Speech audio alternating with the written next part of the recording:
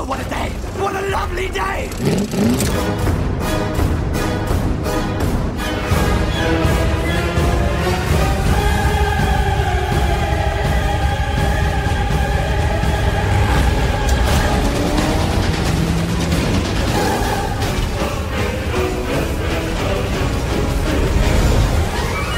Welcome to the Mad Max Minute Podcast, the daily podcast where we break down Mad Max 1 minute at a time. I'm Rick. And I'm Julia. And today we're talking about minute 77, which begins with Max taking the black on black to start hunting bikies, and it ends with Max pressing the grease rat for information. And yes, that is a pun.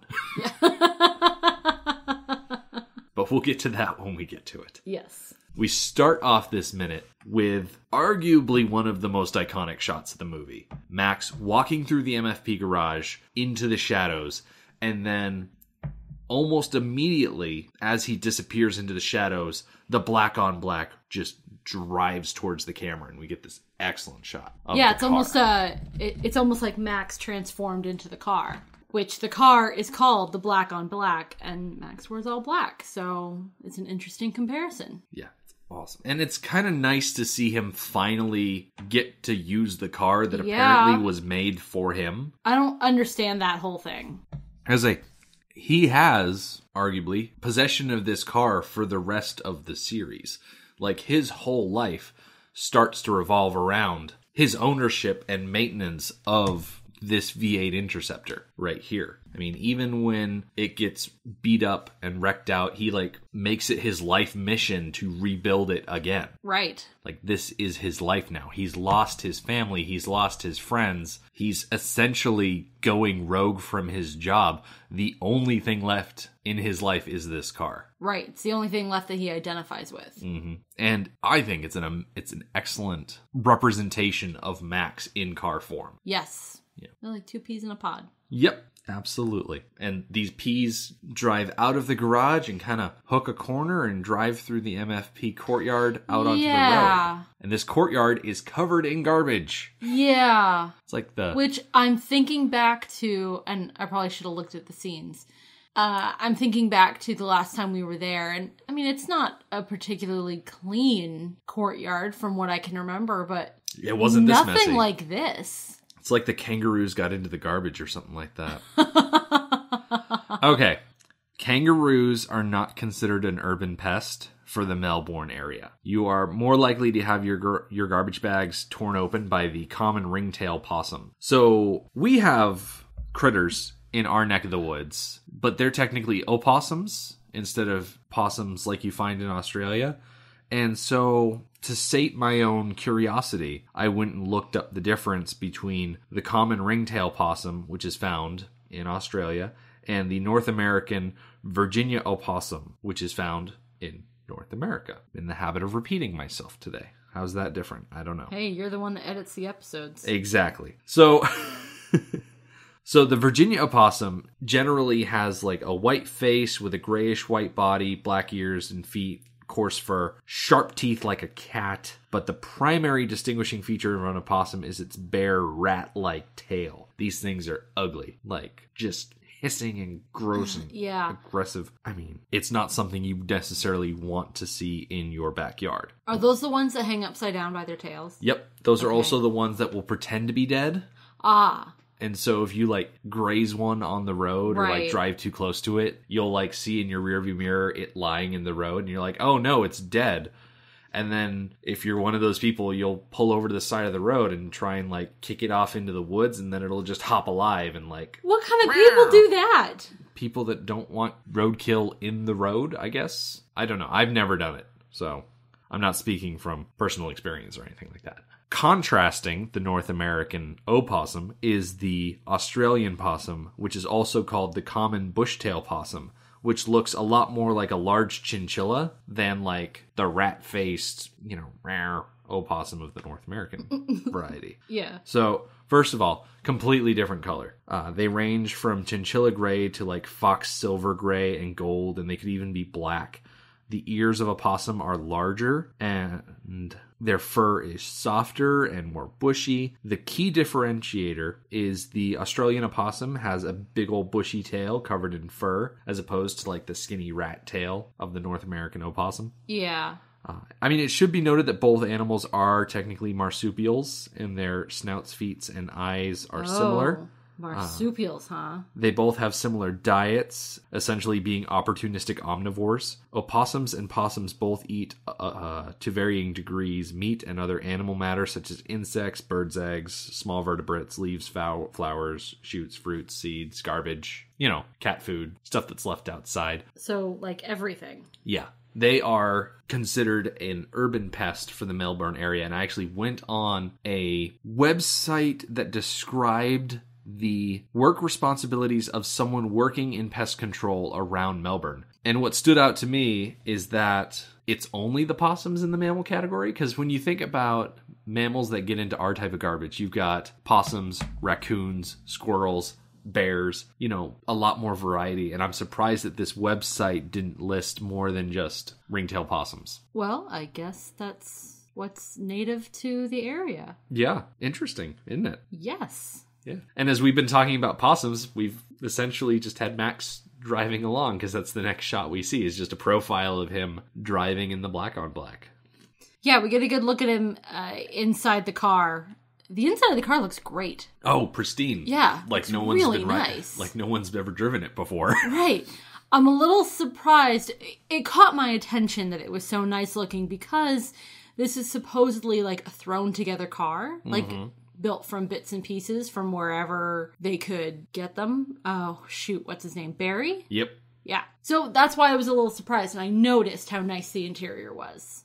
I imagine, just because society is falling apart, that doesn't mean that people aren't still around to, detail cars. Yeah. And clean up the interior, clean up the exterior, get out the buffing pads and the Scotch-Brite and stuff like that. And I imagine, Barry put all this work into this black on black, and he probably has a friend that could, use the money, use the government money, maybe give him a chance to get into the People's Reserve. Dress up the car and make it look nice. Yeah.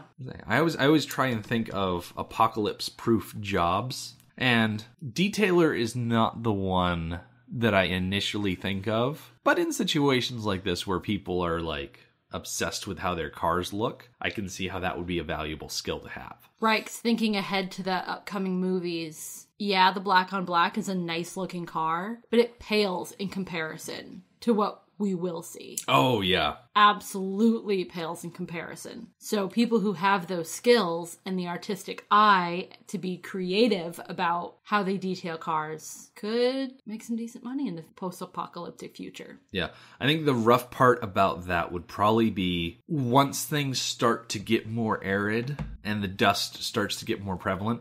You see it a bit in Road Warrior. You see it much more in Fury Road and Beyond Thunderdome, where the dust has just taken over everything. And that it's at that point where it's like, ugh, yeah, it's going to be really hard to keep that clean. Yeah. For sure. Yes. But speaking of working on cars, we go from this profile shot of Max driving, and then we cut to the grease rat sitting underneath the car, working on its undercarriage there. Yes, and I would absolutely say that a good mechanic is an apocalyptic proof job.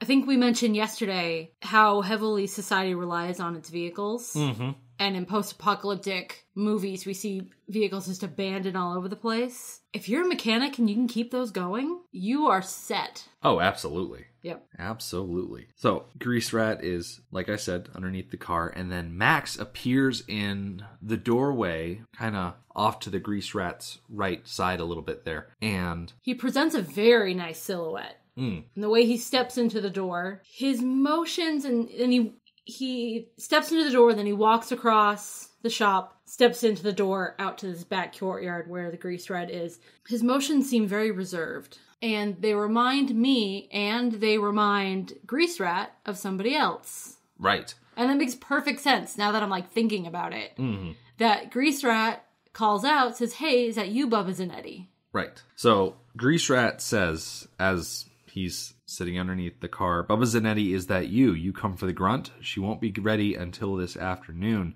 Still having trouble with the front forks. They're mongrels to work with. So I instantly latched on to the term grunt. You come for the grunt. And I'm like, okay, what? Because I haven't heard anyone refer to a motorcycle before as a grunt. And if it's like a term that he's using so specifically, does it even refer to the motorcycle, or does it refer to an aspect of the motorcycle? I don't know. Because usually these things are really easy to pick out. I jumped on Wiktionary.org and punched it in, and it just came out with a bunch of different stuff. Like, the best I can describe it, when the Grease Rat says you come for the grunt, he's either talking about Bubba Zanetti's motorcycle either making a weird noise, like the engine is making a noise it's not supposed to, or Bubba Zanetti wants the engine to make more noise in a certain way. Okay. And so you could be working on that. Or it could be related to how the engine works. One of the things on Wiktionary.org said that a grunt could also be referring to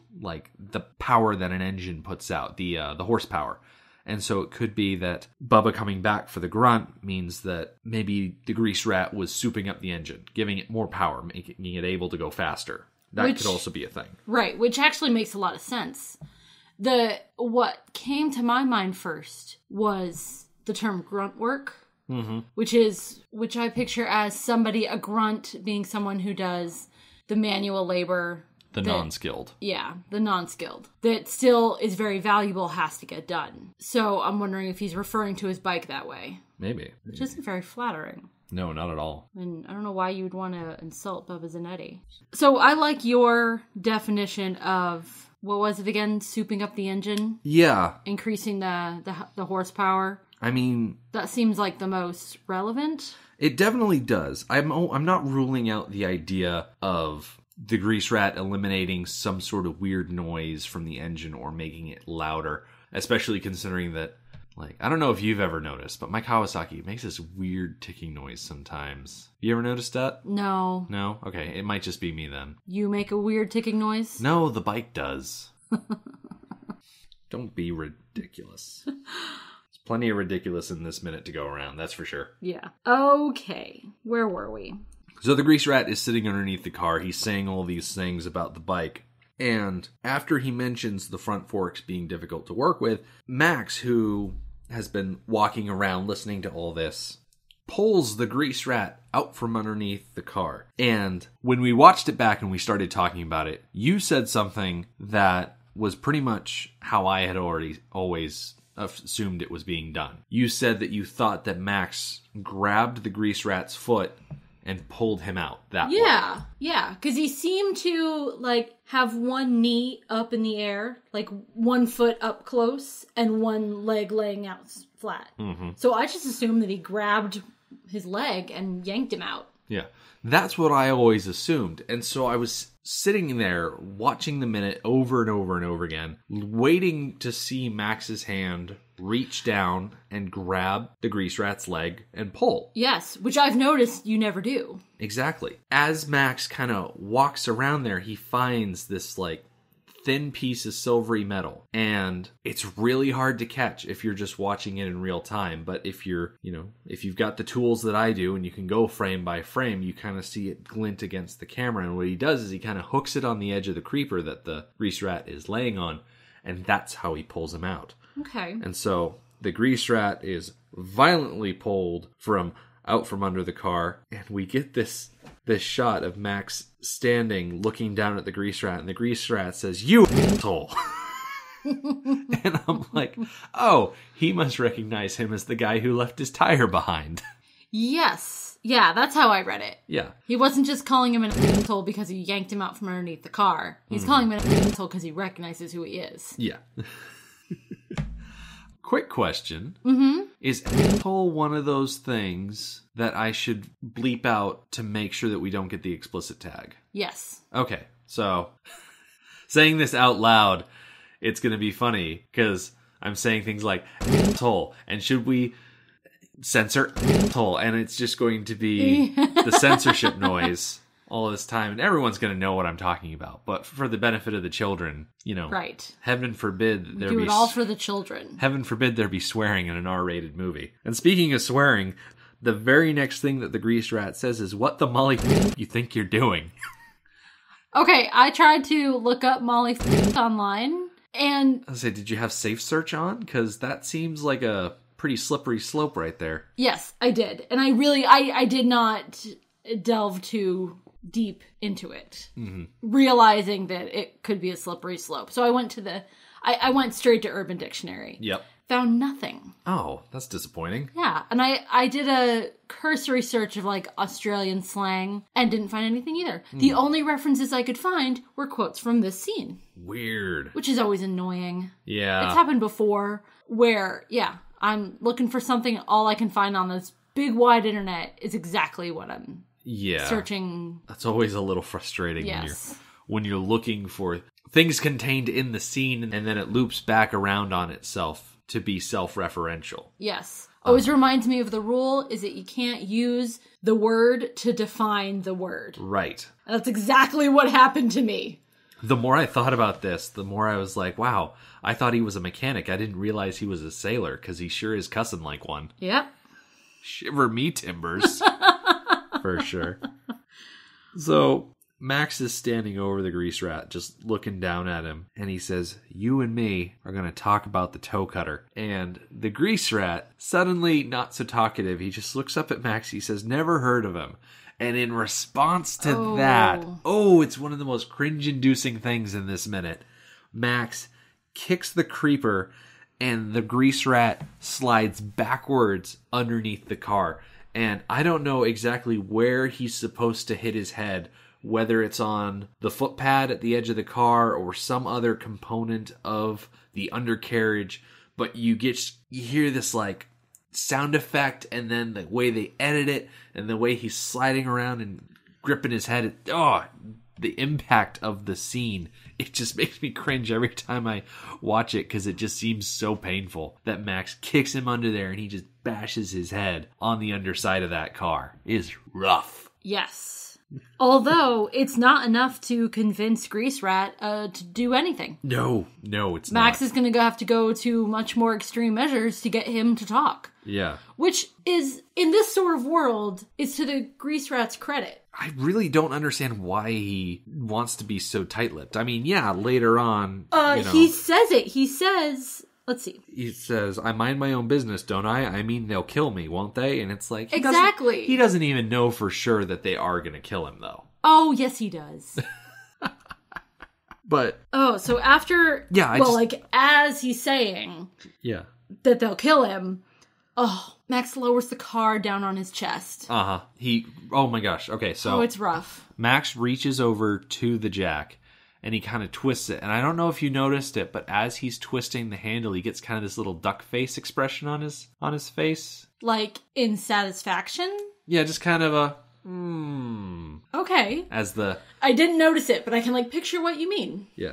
So, the reason he drops the car onto the grease rat is because the first questions he asks...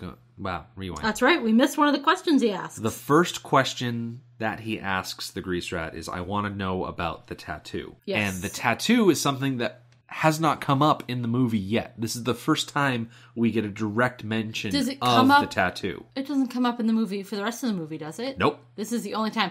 I think this is another thing that got cut from the movie. Yeah. You can still see it, and it's got some really interesting connotations, but they never bring it up. Right. Every member of Toe Cutter's gang, with the exception of Johnny the Boy, have a tattoo somewhere on their face. And this is actually something, even if you go back to the beginning of the movie with the Knight Rider, he has this tattoo on its face. Which is funny because I didn't notice it. I wasn't as practiced at noticing all the little details going minute by minute.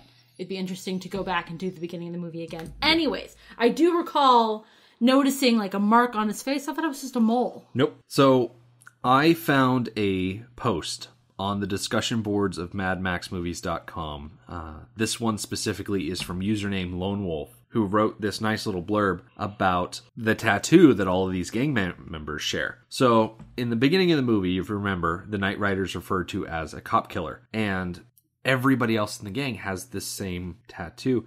And it is, as Lone Wolf describes, the shape of the Greek letter for F. It's a small circle with a vertical line running through the middle of it. Which I immediately recognized when you read that to me as the symbol that they put on the ground by burning out the tires. Exactly. So George Miller has been known to put in references to his Greek heritage throughout the Mad Max franchise. You know, the writing that was on the wall that Roop was sitting on in the opening scene, that was Greek. The symbol here, Greek. He's putting it, little things here and there. But Lone Wolf posits that the Greek symbol for F could be in reference to the Greek word that means killer. And I don't speak Greek. And every time I've tried to say this word, it's come out with more of a Latin pronunciation, Phineas, which I'm pretty sure a Greek would not enjoy someone pronouncing their Greek words with a, more Italian flair to it. And what's nice about the internet is you have places like howtopronounce.com, and you can punch in these words and these little robot voices will read it to you. So there's the one that I say, which kind of sounds like Phineas. But then there's other ones like Phonius. And Phonius. So I'm not sure which one specifically is the official pronunciation of the word. Like I said, I feel like mine is a little too romantic. The other two might be more close to the actual Greek. But going back to the idea of the tattoo, the fact that each of them has this little F on their face, that's what marks them as an official member of the gang. Johnny doesn't have one on his face at all for most of the film, and I'm not really sure if it shows up after Goose dies, because that would be his initiation. Make so much sense. It also helps to explain why Toe Cutter was so insistent on the whole Goose thing. Exactly. And why he was so insistent that Johnny do it. Mm-hmm.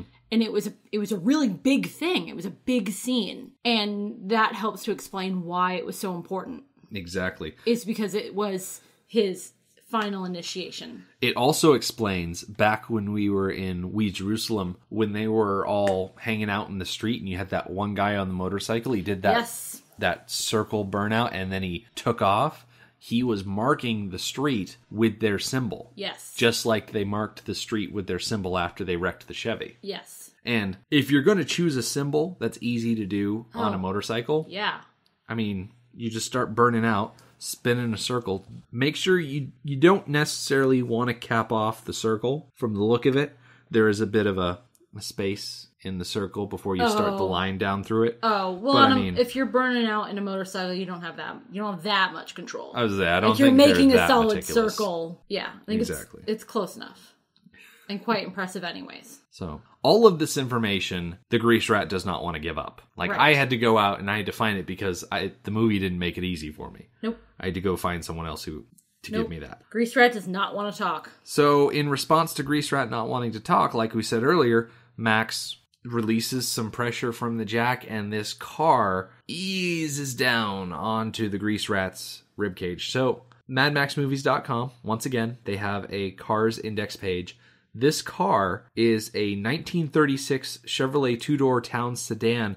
They weigh about 3,000 pounds, which for people that use metric is about 1,360 kilograms. Like, it's not a 50cc dirt bike. It's not any small thing. This is a huge car. Would be bigger if it was more of a wagon than a sedan, but it's still a huge car. Yeah, that's still a lot of weight on his chest. Yeah, and you can tell that he's in a lot of pain because he just lets out this wail. Yeah, I can't even, put this into context in my head. Mm-hmm. Hitting his head on something under the car, I can put that in context. We've all banged our head on something unexpected, and we know what it feels like. I have no context for something like this. Yeah. And it just... Especially after having had the conversation about all the things that happened to Jesse and all those internal injuries. That's the same sort of thing, that crushing. Yeah. That's the same sort of thing that Max just did to the Grease Rat. Yeah. I'm not sure which is worse to think of, because Jesse sustained all of those injuries at high speed, high impact. The grease rat, his injuries were more slow. And it's like... But with a lot more weight. Exactly. So... I'm sure there's some math to be done there that is far beyond me. Yeah. I think Jesse's injuries are much more horrific because they do turn out to be fatal. Yes. But as far as would you rather situations... Well... Like, if you get hit by the bike on the road, you're probably going to slip into a shock and coma and whatnot, and you're not going to feel it that much. Whereas if someone's dropping a car on your chest, Grease Rat stays conscious this whole time. Right. And now Max didn't kill him and wasn't trying to kill him. So he lifted the car up actually really quickly. But had he killed him slowly, slowly crushed him under the car, that would have just been a horrific way to go. He would have been alive until his chest was crushed and his organs were crushed. Right. A lot long. I think he would have lived conscious longer than Jesse. I think Jesse went unconscious pretty darn quick. Yeah, I agree. But yeah.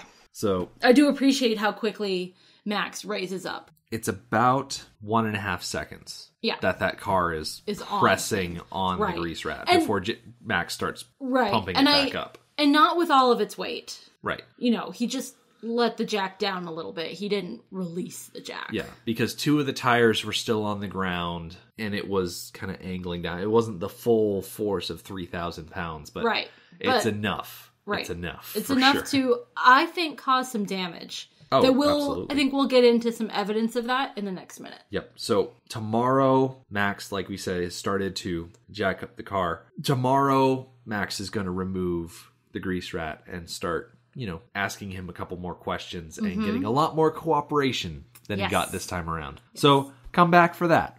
In the meantime, our website is madmaxminute.com. You can follow us on Twitter at madmaxminute, like us on Facebook, and join our listeners page, Mad Max Minute Beyond Microphone. Thank you for joining us for Mad Max Minute number 77. We'll see you tomorrow. Motorbikes and leather men, take me to the